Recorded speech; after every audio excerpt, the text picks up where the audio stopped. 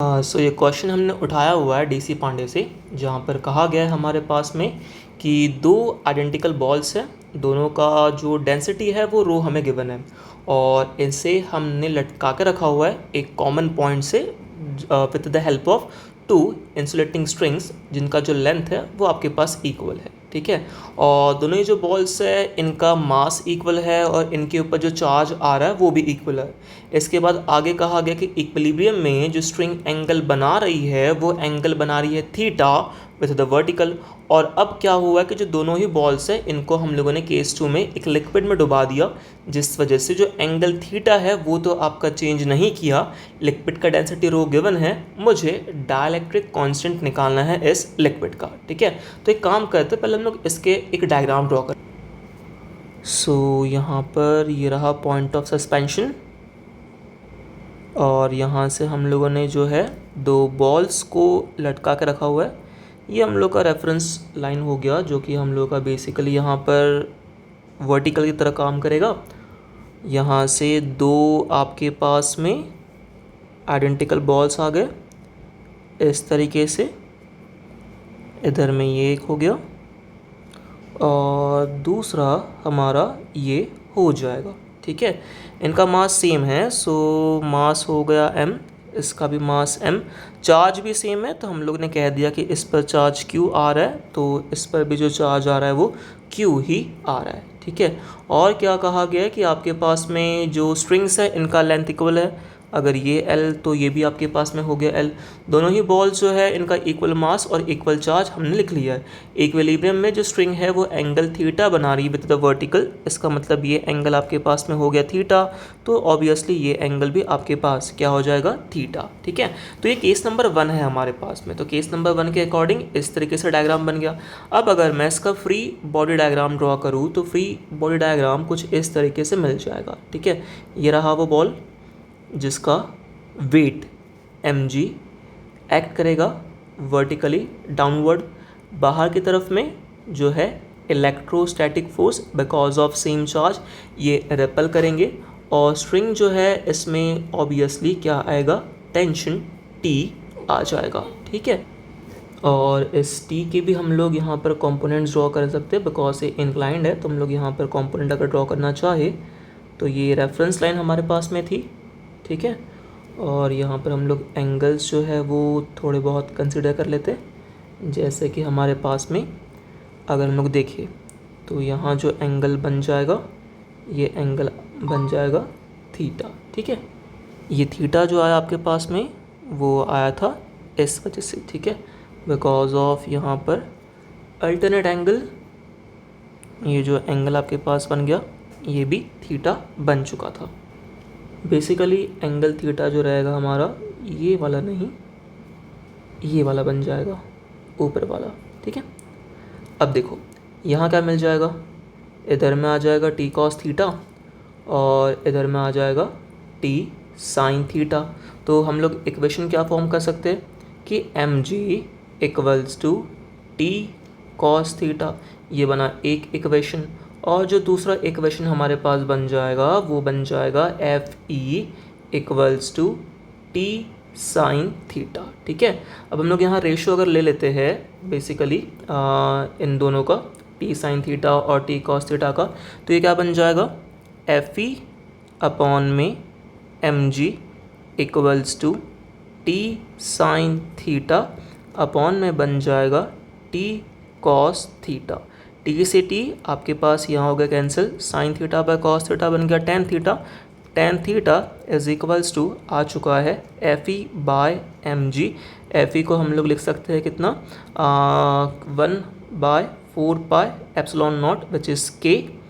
Then दोनों पर charges same हैं तो आपके पास ऑब्वियसली आ जाएगा क्यू स्क्वायर। इनके बीच का डिस्टेंस हम लोग जो कंसिडर कर लेंगे, ठीक है, यहाँ से लेके यहाँ तक ये डिस्टेंस हम लोग d मान लेते हैं। ठीक है, तो ये डिस्टेंस हमारे पास कितना हो गया, d के इक्वल हो चुका।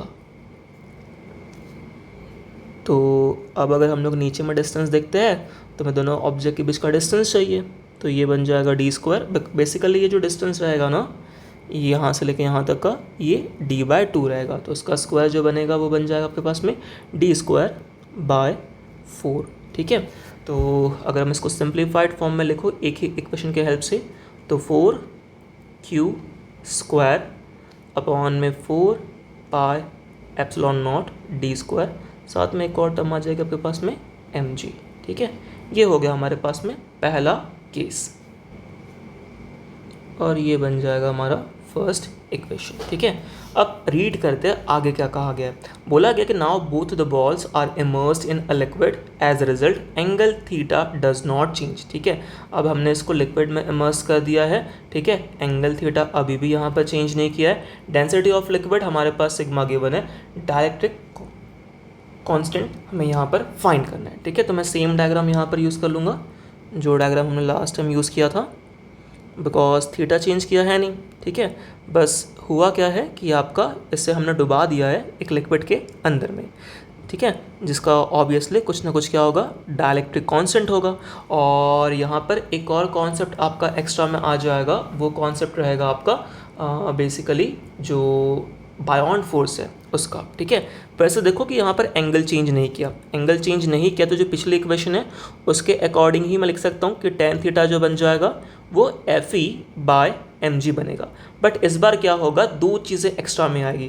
पहली चीज़ तो ये कि जब आप mg लिखोगे, ठीक है, नीचे में आपका ऑब्वियसली mg एक्ट करेगा। अगर मैं फ्री बॉडी डायग्राम आपको शो करूँ तो फ्री बॉडी डायग्राम में ये सब चीज़ें तो आपका होगी ही होगी।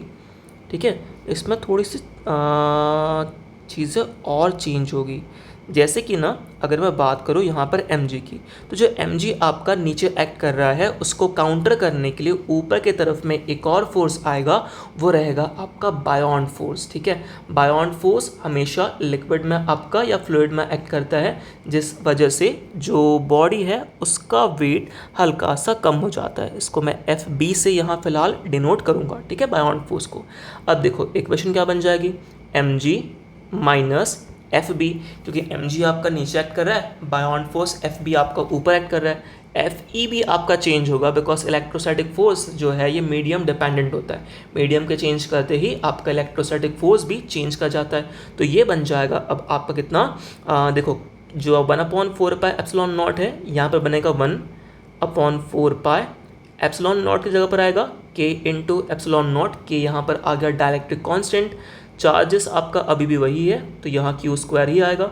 डिस्टेंस में फिर से कोई चेंज नहीं आया है तो आपके पास ये d²/4 आपका पहुँच गया ऊपर।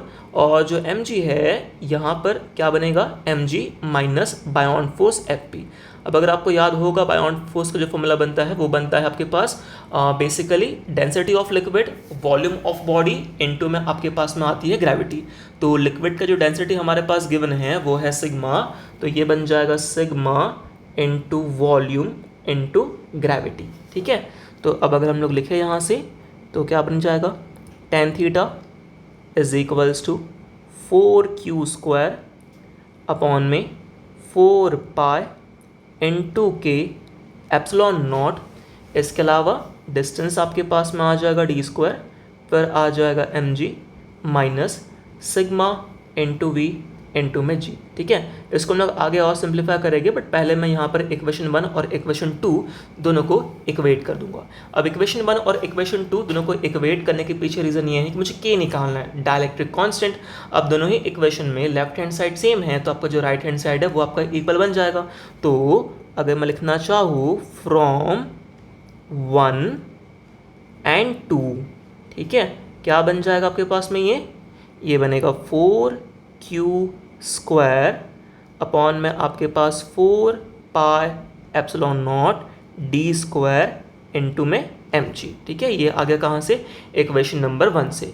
इक्वेशन नंबर 2 से क्या आ जाएगा, यहाँ से मिलेगा 4q² अपॉन में 4π k into ε0 d² mg minus sigma v into g. अब बहुत सारे टर्म्स आपके पास यहाँ से जो कट रही है उन्हें आप काट लीजिए और जो जो टर्म्स बच जाती है बस उन्हीं का इस्तेमाल कीजिए। ठीक है, जैसे यहाँ पर d² भी कट जाएगा आपका, तो ओवरऑल हमारे पास में क्या क्या बचेगा, हमारे पास बचेगा 1/mg equals to 1/k times mg minus sigma into v into g. ठीक है, अब अल्टीमेटली मुझे इन इक्वेशंस को सिंप्लीफाई करना है, तो एक काम कर रहा, इस वाली टर्म को मैं ऊपर भेज रहा हूँ और इस वाली टर्म को मैं इधर भेज देता हूँ। ठीक है, तो ये बन गया k।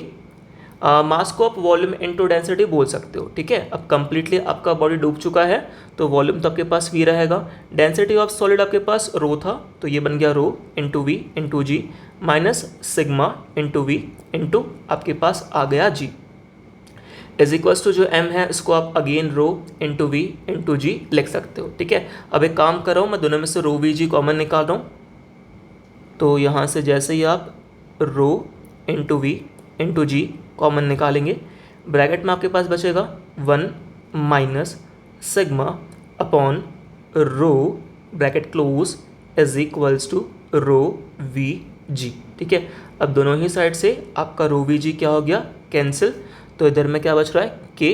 क्रॉस मल्टीप्लाई अगर आप करोगे तो क्रॉस मल्टीप्लाई करके अगर सिंप्लीफाई आप करते हो, ठीक है, चलो एक स्टेप हम लोग आगे बढ़ा लेते हैं, के into rho minus sigma upon में आपके पास में आ गया रो इक्वल्स टू क्या आ गया 1, तो देयरफॉर के इज इक्वल्स टू बन जाएगा rho upon rho minus sigma. ठीक है, तो इस तरीके से हमने क्या फाइंड किया, डाई इलेक्ट्रिक कांस्टेंट। ठीक है, तो यहाँ दो कॉन्सेप्ट आपके यूज हुए हैं। पहला कॉन्सेप्ट तो आपका यूज हुआ इलेक्ट्रोस्टैटिक फोर्स का।